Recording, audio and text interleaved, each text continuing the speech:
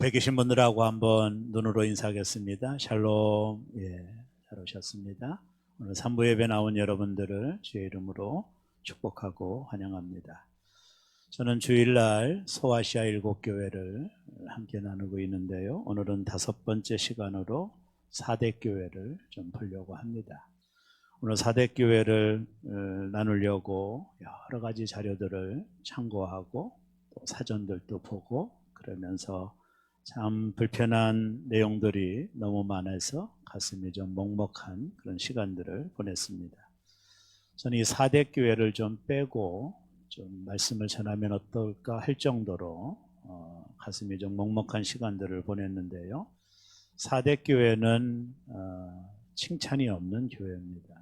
다른 7교회들은 대개 칭찬과 또 책망을 겸하여 하는데 4대 교회는 오직 책망만 있습니다.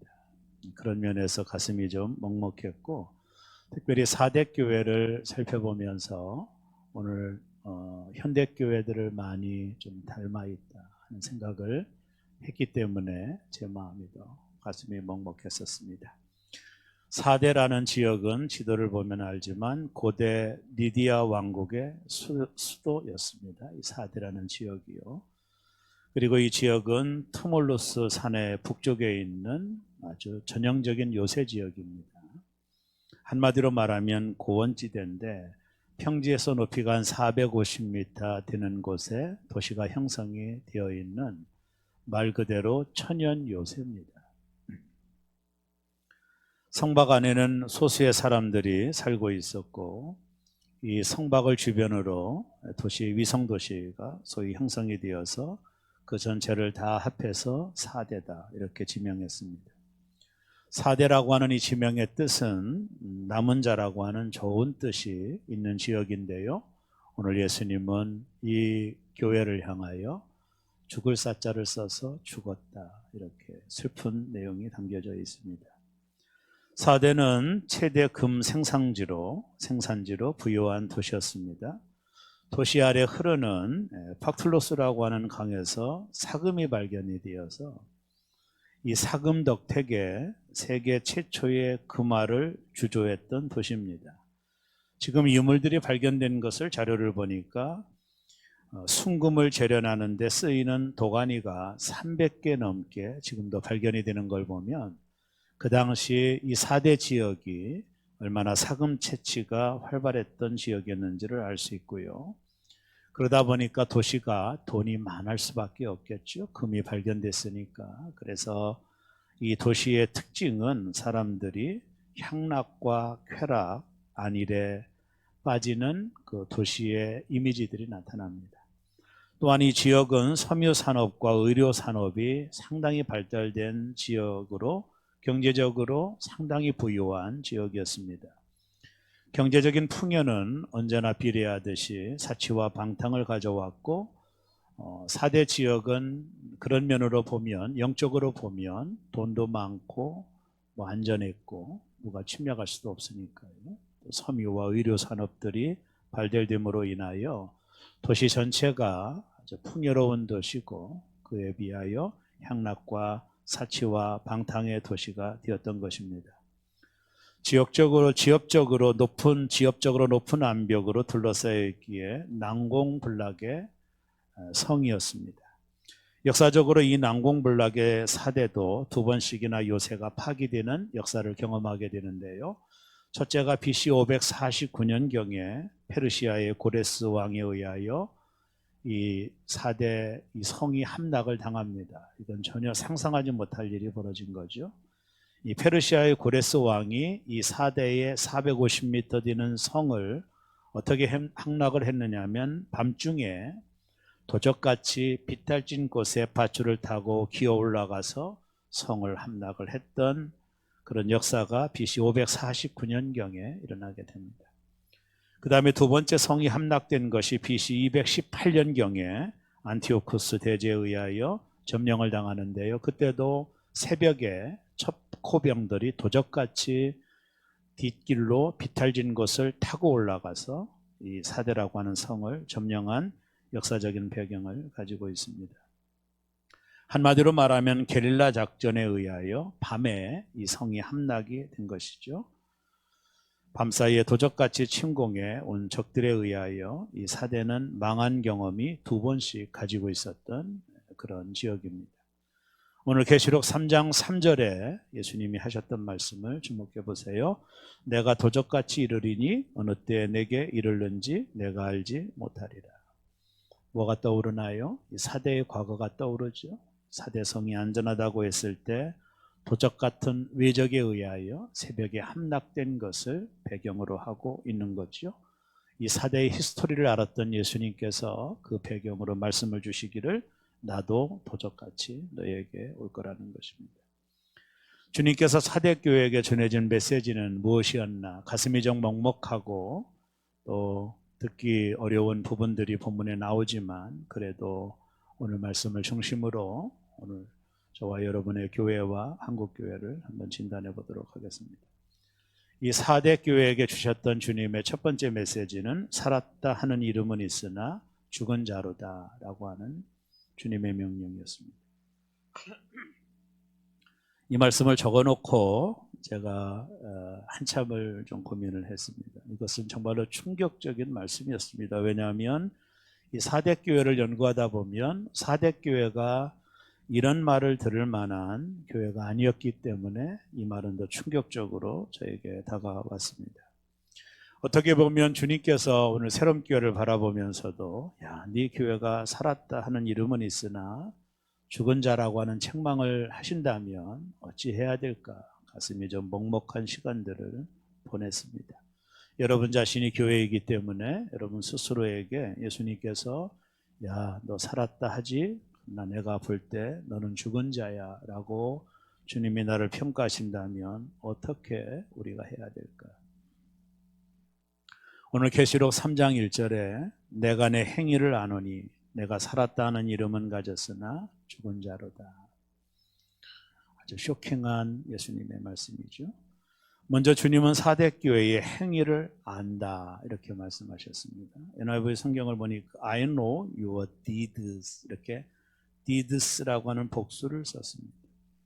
한마디로 말하면 4대 교회의 행위들을 주님이 안다 이렇게 평가를 하신 것이죠. 한마디로 말하면 4대 교회는 안전한 교회였고 이단 사상도 없었고 돈도 많았고 풍성했던 교회였기 때문에 자료에 의하면 4대 지역에 1000명이 들어가는 예배당이 있었답니다. 우리 교회만한 사이즈의 고대 사이에 예배당이 있었던 걸 보면 이 4대 교회가 얼마나 액티브한 교회인지를 알 수가 있죠. 교회는 지역 안에서 아마 빛났을 것입니다. 이 지역에는 이단도 없었어요. 지역으로부터 핍박도 없었습니다.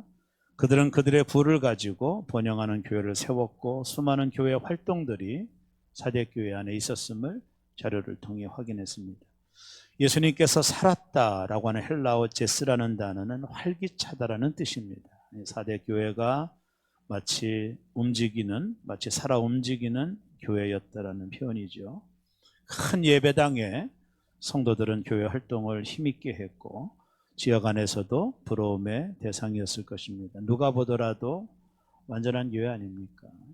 예배당 큰 교회, 성도들은 아마 수백 명의 성도들이 모였겠죠. 그들은 종교적인 활동들이 활발했습니다.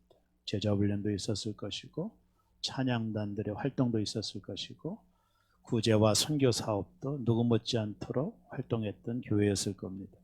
겉으로 보면 누가 보아도 활기찬 교회, 다이나믹한 교회임에는 틀림이 없었던 것 같습니다. 사람들은 4대 교회를 살아있는 교회라고 불렀습니다. 자료를 좀 점검하다 보니까 4대 교회 믿지 않는 사람들도 저 교회는 살아있어. 그들의 활동들이 그만큼 그들에게 영향이 있었던 것이죠. 그런데 주님의 평가는 전혀 다릅니다. 여기에 우리의 관심이 가는 거죠.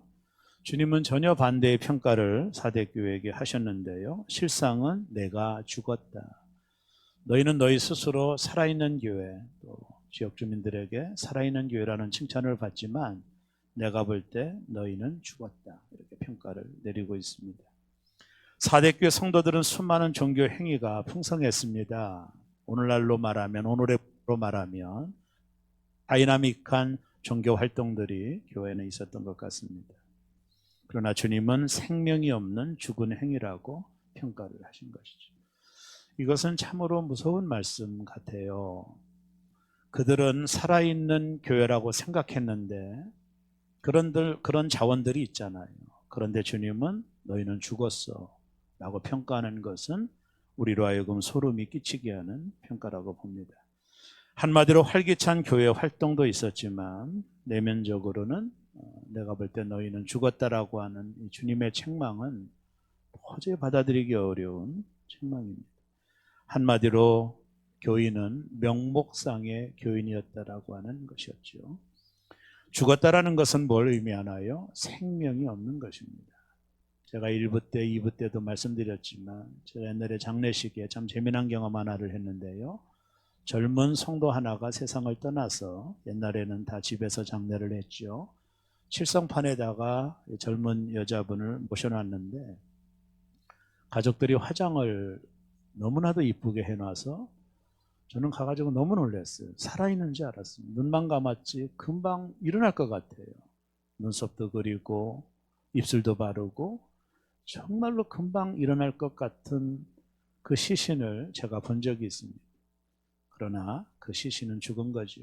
하루가 지났으니까요. 마치 살아있는 것처럼 보이지만 그 시신은 죽은 거죠.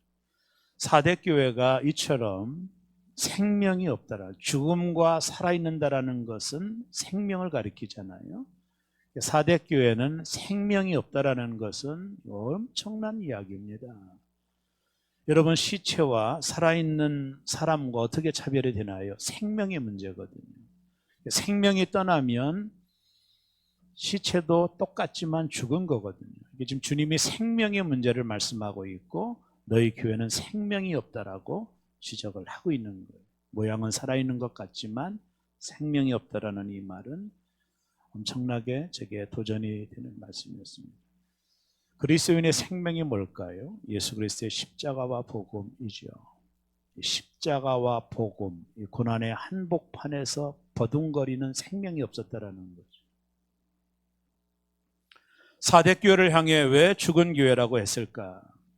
주님이 정확한 지적을 계시록 3장 2절에서 이렇게 남기셨습니다. 한번 볼까요? 내 하나님 앞에 내 행위에 온전한 것을 찾지 못하였다. 이게 정말로 엄청난 말씀 아닙니까? 지금 사대교회는 막 살아 움직이는 교회입니다. 예배당이 1000명이 들어가는 예배당이 있었다니까. 얼마나 많은 성도들이, 얼마나 많은 종교적인 활동들이 교회 안에 있었겠어요. 주님도 인정하잖아요. 너희들은 활기차다. 근데 예수님께서 내 하나님 앞에 내 행위에 온전한 것을 찾지 못했다.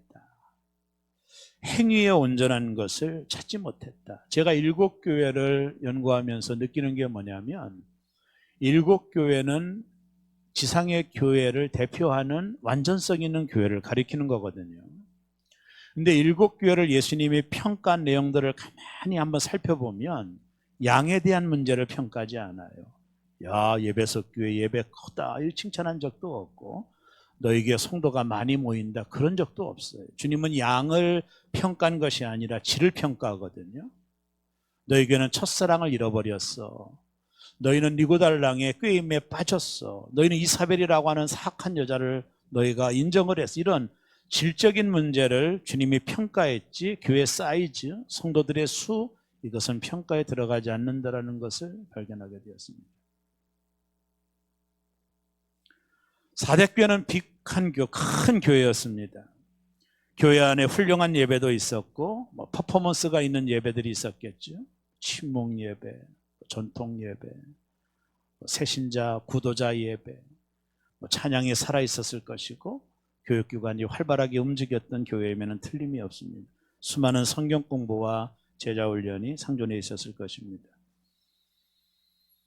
그러나 이 교회 성도들은 교회 안에서 이런 다이나믹한 활동들, 종교 활동을 했지만 세상에 나가면 안 믿는 사람들과 다를 바가 하나도 없었습니다. 한마디로 말하면 세속적이었죠. 경건의 모양은 있지만 경건의 능력이 없는 교회가 사대 교회였습니다. 저들의 신앙은 외식이었습니다. 예수님께서도 서기관들과 바리새인들에게, 여러분 바리새인들이 얼마나 종교적으로 철저한 사람들입니까? 일주일에 3번씩 금식하죠. 정한 11조를 하나님께 드리죠. 철저한 사람들입니다. 근데 예수님께서 이들을 향하여 마태복음 23장 27절에 이런 엄청난 말씀을 주셨습니다. 화 있을진저 외식하는 서기관들과 바리새인들이요 해칠한 무덤 같으니 겉으로는 아름답게 보이나 그 안에는 죽은 사람의 뼈와 모든 더러운 것이 가득하더라. 고대 사이의 죽음이라고 하는 것은 큰 동굴에다가 시신을 놓고 바위로 막고 보기 흉하니까 겉에다 해를 칠하거든요. 겉에서 보면 하얀 해가 아름답게 보입니다. 해칠한 무덤들이 아름답게 보이지만 우리가 알지 못하는 건 뭐냐면 그 안에는 계속된 시체의 썩어진 부패의 냄새가 그 안에서 나고 있다라는 거예요. 너 바리새인들, 너 서기관들, 종교의 행위로 너들을 해칠하고 있지만 사람들에게 잘 보이려고 종교적인 형태로 너희들을 꾸미고 있지만 너희들 속은 욕심과 탐욕으로 득찬 외식하는 자라고 주님이 책망하신 것이죠. 이어서 28절에서 또 이렇게 말씀합니다. 이와 같이 너희도 겉으로는 사람에게 옳게 보이되 안으로는 외식과 불법이 가득하도다. 사대교회가 바로 그런 교회였습니다. 겉으로는 사람 보기에 살아있는 교회처럼 보였지만 안으로는 불법이 가득한 교회, 외식하는 교회, 그런 교회가 사대교회였습니다. 교회에서와 사람들이 모이는 곳에서는 종교적 행위들을 열심히 하는데 그 속에는 여전히 세상의 가치를 따라 살아가는 세속적인 크리스찬들이 있었다라는 것이죠. 소위 신자 행사를 하고 있었다라는 겁니다. 사람들에게 잘 보이려고 종교적인 행위를 통해 자신을 꾸미고 있지만 그 안에는 세속화로 가득 찬 명목상의 교인들이 가득한 교회가 4대 교회였다라는 것입니다. 오늘 현대교회는 어떨까요? 우리의 신앙과 삶이 하나인가요? 왜 기독교가 이렇게 욕을 먹나요? 천만이 된다라는 기독교인들이 왜 세상 속에서 조롱을 당하고 욕을 먹을까요? 죽은 교회가 세상에서 무슨 영향력을 끼칠 수 있을까요? 이미 소금은 맛을 잃어버린 상황입니다. 그런 맛을 잃어버린 소금이 세상을 어떻게 썩어가는 것을 방지할 수 있을까요? 아니, 이미 맛을 잃어버린 소금은 세상과 다를 바가 없죠. 그래서 밖에 버리워 사람에게 밟힐 뿐인 것처럼 오늘 현대교회가 사람들에게 욕을 먹는 이유가 우리의 소금의 기능을 잃어버렸기 때문이죠. 소금이 그 역할을 못하면 사람들에게 밟힐 뿐이죠. 오늘 한국교회가 겪고 있는 이 딜레마가 거기에 있는 거 아닐까요? 여러분, 교회 안에는 많은 사람들이 모이고 수많은 종교 행위를 하지만 열정적인 신앙 활동들을 하지만 봉사도 하고 충서도 하지만 교회 밖을 나가버리면 세상 사람들과 전혀 다름이 없는 삶을 살아간다면 우리가 어떻게 썩어져가는 세상 속에서 소금의 역할을 감당할 수 있겠습니까? 이미 교회는 자정 능력을 잃어버린 것이 아닐까요? 교회 안에서는 성도지만 세상에 나가면 세상 사람들의 가치와 세상 사람들의 이념들을 쫓아 살아간다면 여러분 어찌 그것을 진정한 크리스찬이라고 말할 수 있겠습니까? 한국 교회는 활기찬 교회인 것 같습니다. 겉으로 보기에는 살아있는 것 같습니다. 큰 예배당과 수많은 사람들이 몰려오는 이 교회를 자랑하는 교회, 세계에서 10위 안에 들어가는 교회가 한국 교회에 5개, 6개 있다는 것을 자랑하는 교회이니 한국 교회는 활기찬 교회임에는 틀림이 없는 것 같습니다. 교회 안에 수많은 종교 활동들은 우리가 경험하는 것처럼 있지요. 그럼에도 왜 세상은 교회를 그토록 비난하나요? 미 상원에서 채플로 일하던 목사였던 리차드 헬버슨 목사님이 생명을 잃은 교회의 모습을 이렇게 말했습니다. 처음에 교회는 살아계신 그리스도를 주님으로 따르는 사람들의 모임이었다. 그러나 그 교회는 그리스로 이동하여 철학이 되었고, 로마로 옮겨져서 제도가 되고, 그 다음 유럽으로 넘어가 문화가 되고, 마침내 미국으로 왔을 때 교회는 기업이 되었다. 그 교회가 한국에 와서 무엇이 되어 있나요?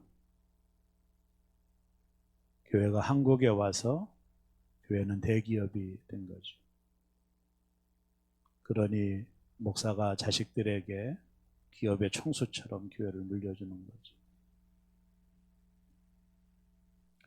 4대 교회는 명목상의 성도가 있는 교회, 겉으로는 신앙으로 포장하고 있지만 세상에 나가서는 전혀 영향력이 없고 세상의 세속화에 흠뻑 빠져 있는 이 4대 교회를 향하여 너희가 살았다고?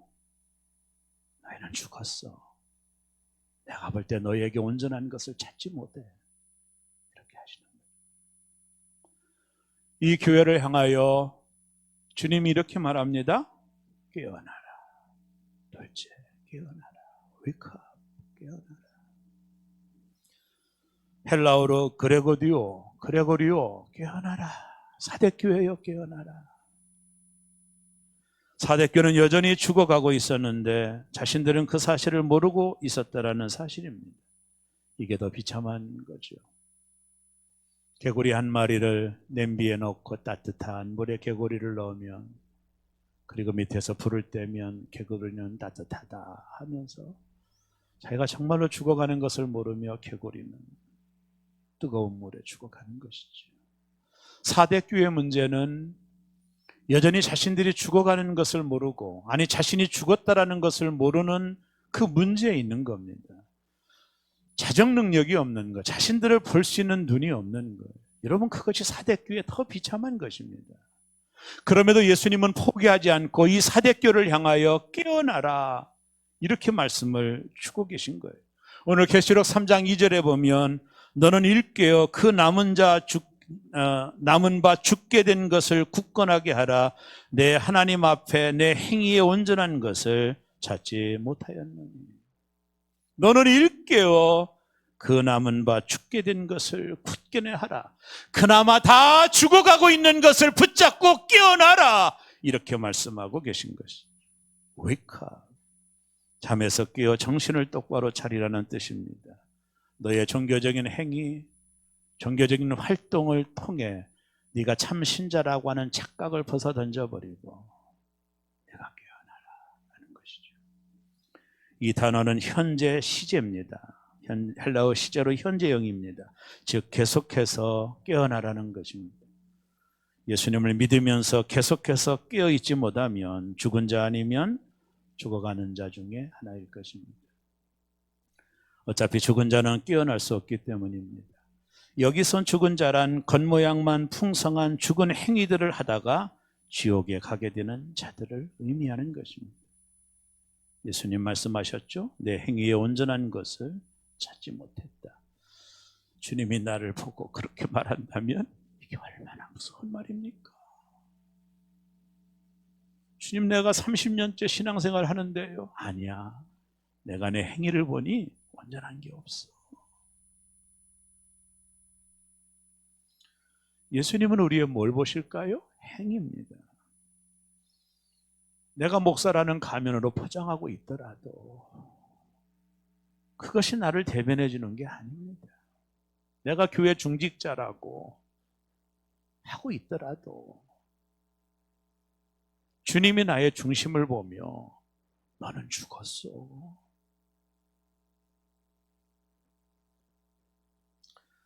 오늘 예수님께서 내 행위에 온전한 것을 내가 찾을 수가 없다 이렇게 말씀하셨습니다. 예수님은 4대 교회에게 행위의 겉모습은 있는데 안에는 아무것도 들어있지 않다고 책망하신 것입니다. 네가 열심을 내는데 네 속은 비었어. 네가 종교적인 행위는 하고 있는데 너가 좀 착각하고 있는데 내가 너를 보니 행위에 온전한 것을 찾을 수가 없어.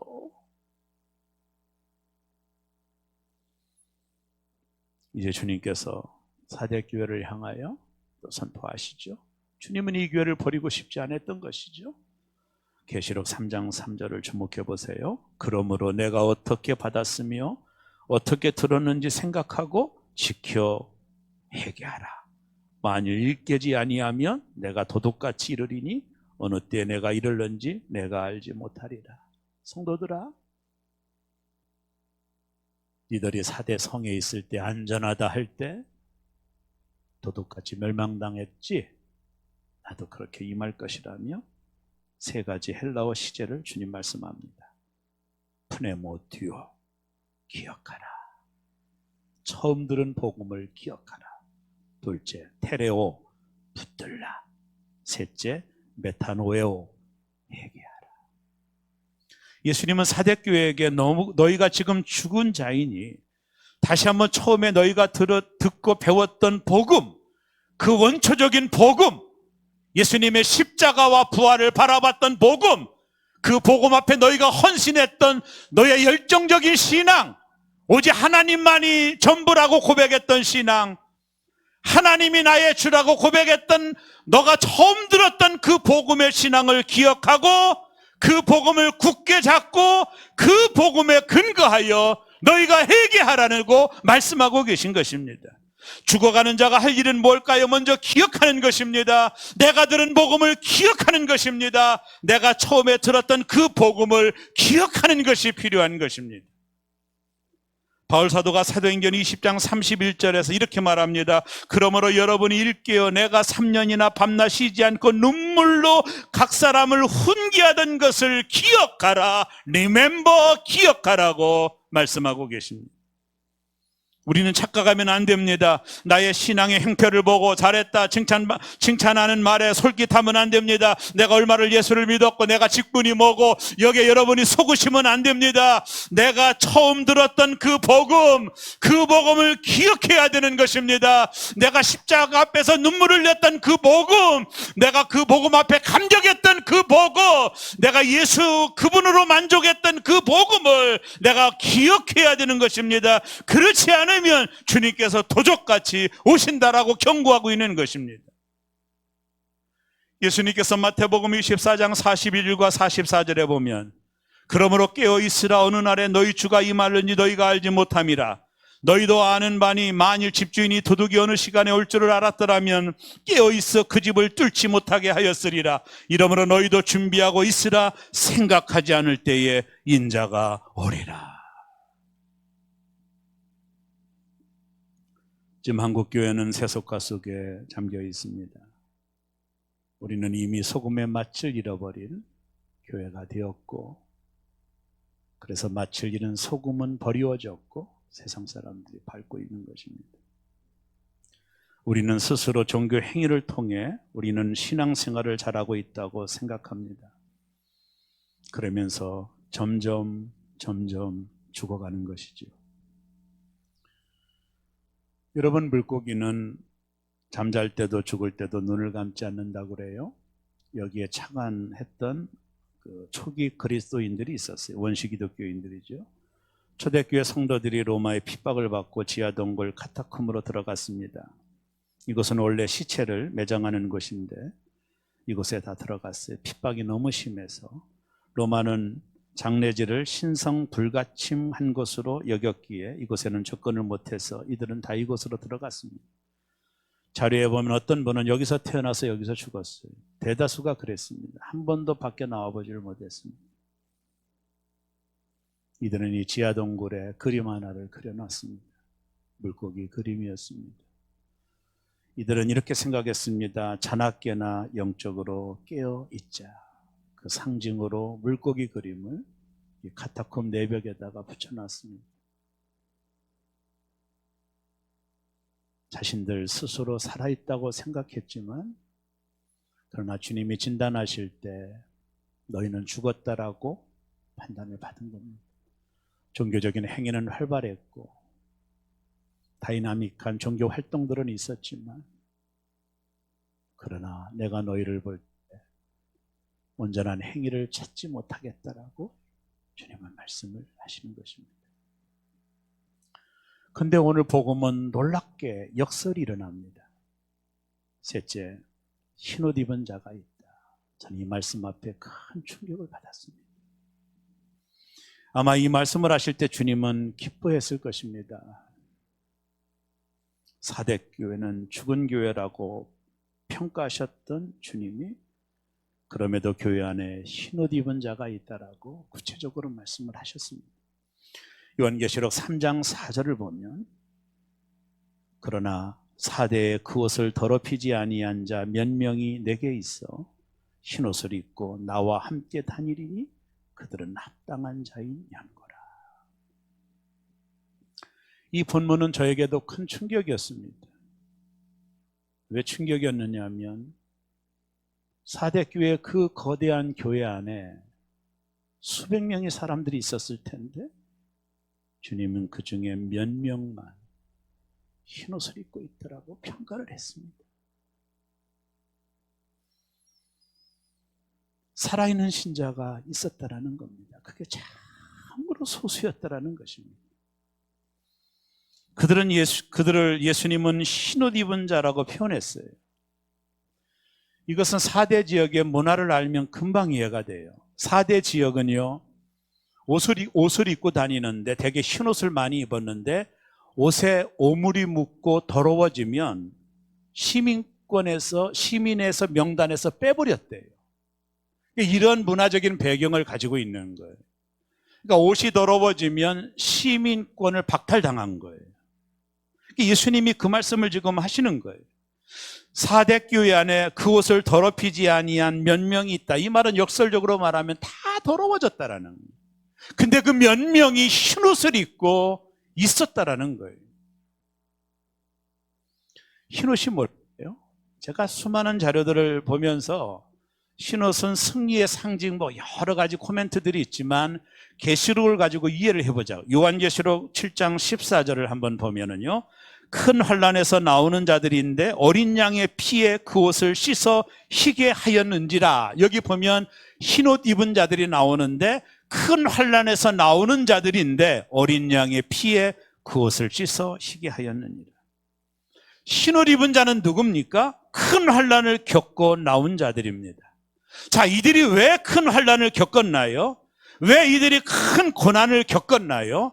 세상의 가치에 저항했기 때문입니다. 세상과 적당히 타협하면 환난이 없죠. 여러분, 연어가 떠내려가는 물에 자신의 몸을 맡기면 아무 문제가 없습니다. 그러나 연어가 역행할 때 흘러내오는 물을 위로 올라갈 때에는 어려움을 만나는 것입니다. 여기 흰옷 입은 성도들은 세상 속에서 세상 문화에 떠내려가지 않고 복음의 순수성을 지키며 이 쾌락과 향락이 만연된 한복판에서 하나님을 바라보며 역행하는 삶을 살았던 것입니다. 그들에게 주어진 것은 환난이었습니다. 그들에게 주어진 것은 고난이었습니다. 그들에게 주어진 것은 미움이었습니다. 이 모든 큰 환난을 겪으면서도 복음의 내용을 붙들고 살았던 성도들이 예수 그리스도의 보혈의 피로 깨끗함을 받아 흰옷을 입고 나오는 그 사람들이 있었다라는 것입니다. 환난을 통과해야만 우리의 믿음이 정결케 되기 때문입니다. 환난을 통과해야만 옛 모습을 끊어낼 수 있기 때문입니다. 성도에게 있어서 고난은 깨어있는 삶을 살게 만듭니다. 이것이 바로 흰옷을 입는 오직 유일한 길입니다. 환난과 고난이 없으면 이 흰옷을 입을 수가 없습니다. 우리가 이 흰옷을 입는 것은 안일과 태만 속에는 불가능합니다. 내가 세상 속에서 세상 조류에 떠내려가지 않고 아닌 것은 아니라고 말하고 잘못된 것은 잘못된 것이라고 말하고 세상의 향락과 쾌락에 나를 맡기는 것이 아니라 오직 복음의 순수성을 붙들고 내가 몸부림칠 때만이 환난이 나에게 다가오고 그 환난을 통해서 우리는 흰옷을 입게 되는 것입니다. 오늘 그 흰옷을 입은 자들이 사대교회 안에 몇 명 있었다는 것이죠. 복음은 대중적이지 않습니다. 저는 그렇게 믿습니다. 복음은 대중적이지 않습니다. 예수님도 말씀했죠. 좁은 문은 찾는 자가 적어요. 예수님도 여우도 굴이 있고 새들도 깃들이는 둥지가 있지만 나는 머리 들 곳이 없다고 말하는 것처럼 주님이 걸어가는 그 길은 대중적인 길이 아니에요.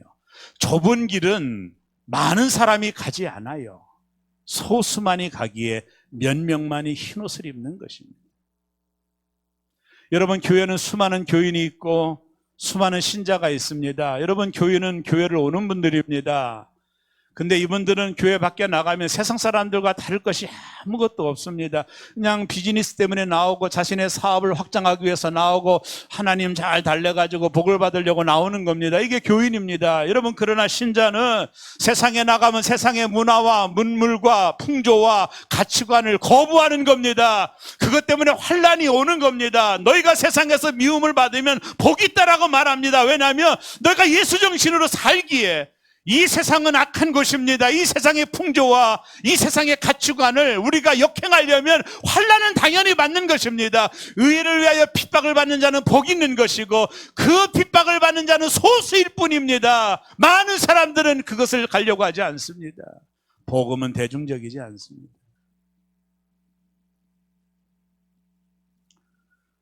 예수님은 이러한 환난과 고난을 통과하여 흰옷을 입은 자들이 사대교회 안에 소수지만 있었다는 것입니다. 예수님은 이들에게 행하신 것이 있다 하십니다. 행할 것이 있다. 계시록 3장 5절이죠.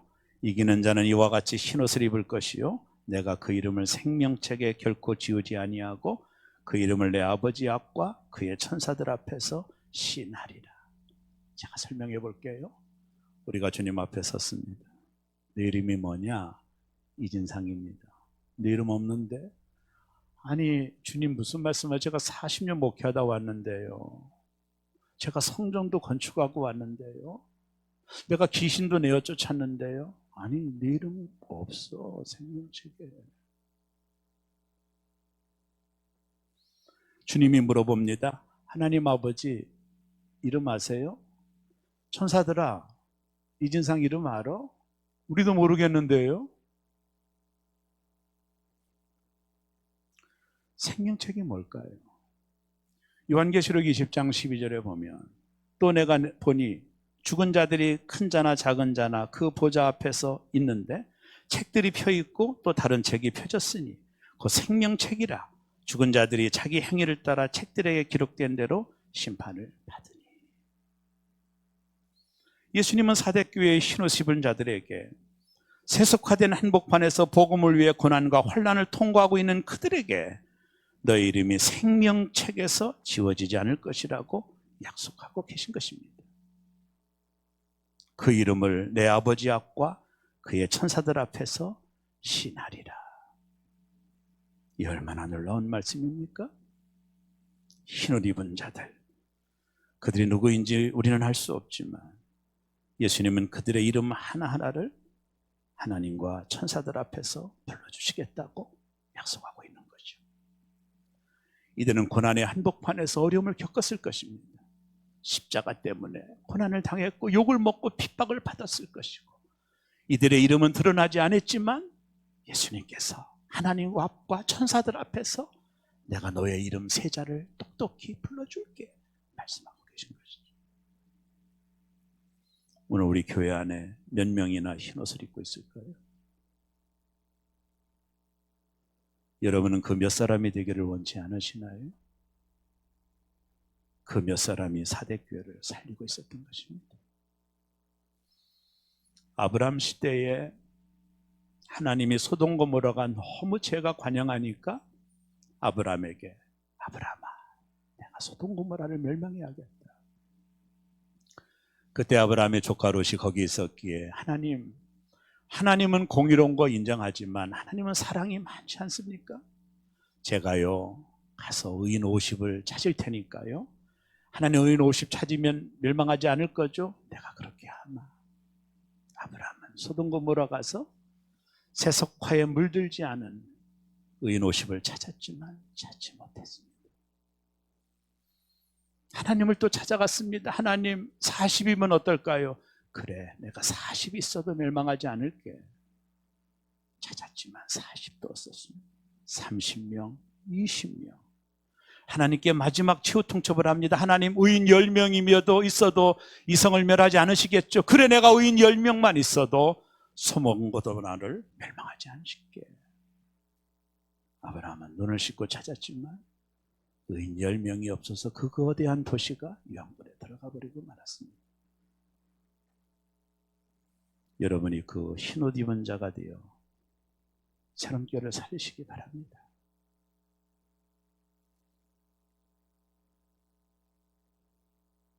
그 흰옷 입은 자가 되셔야 됩니다. 내가 하는 종교 행위, 내가 가지는 직분에 여러분 스스로 속으시면 안 됩니다. 내가 하나님 앞에 철저하게 일대일로 서서 나는 복음을 위하여 그의 나라와 의를 위하여 헌신할 수 있는가? 나는 십자가를 값없이 받아들일 수 있는가? 내 생의 최고는 예수 그리스도가 주라고 고백할 수 있는가? 그것 때문에 당하는 핍박과 환난을 견딜 수 있는가? 그 고난이 없이는 우리가 흰옷을 입을 수가 없는 것입니다. 새롬교회 성도 여러분, 저는 1부 때도 2부 때도 3부 때도 간절히 부탁을 드렸습니다. 교인이 되지 말고 성도가 되시어 저와 여러분의 이름이 생명력이 없다면 이게 무슨 청청병력 같은 소리가 되겠습니까? 4대 교회에 흰옷 입은 10명이 있느니라. 나는 이 문장이 너무 가슴이 무너졌습니다. 1000명이 넘는 교회였습니다.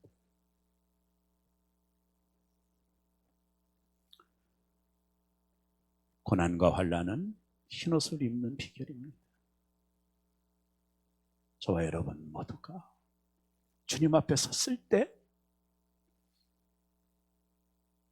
흰옷을 입은 자로 그렇게 나타나고 우리의 구원이 부끄럽지 않도록 깨어 기도하고 십자가의 복음을 붙들고 세상과 타협하지 말고 오직 그 믿음의 의로운 길을 걸어가는, 그래서 우리 교회 모든 성도들이 흰옷 입은 자로 드러나시기를 주의 이름으로 축원합니다. 기도하겠습니다.